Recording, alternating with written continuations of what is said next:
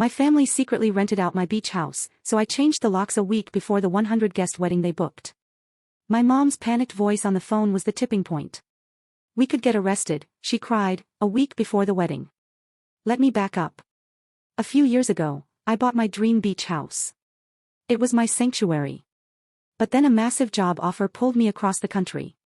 I planned to sell everything, but my parents begged me not to sell the beach house, saying how much it meant to them. So, like a good daughter, I agreed.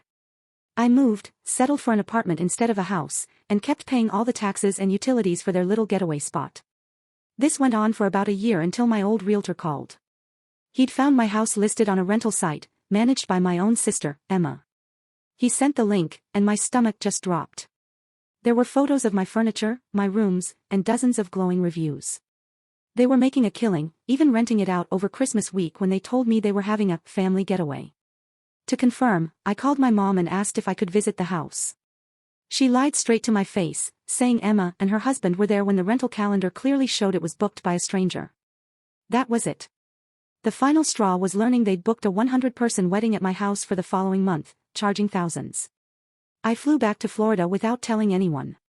The first thing I did was hire a locksmith to change every single lock on the property. Then, I met with a lovely couple and signed a 6-month lease with them, rent paid in advance. I flew back home and waited.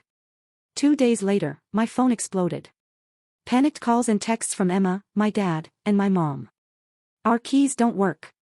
There are strangers in your house. I finally answered my mom's call and told her, they're my tenants. I know you've been renting out my house. She immediately started begging.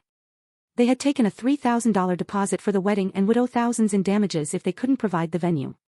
I told her flatly, that sounds like your problem, not mine.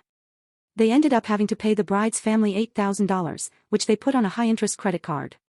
I haven't spoken to them since. They're struggling with debt, and my sister had to move to a cheaper apartment. They say I destroyed the family over money, but I think I just protected myself from being used. So, tell me, was I wrong?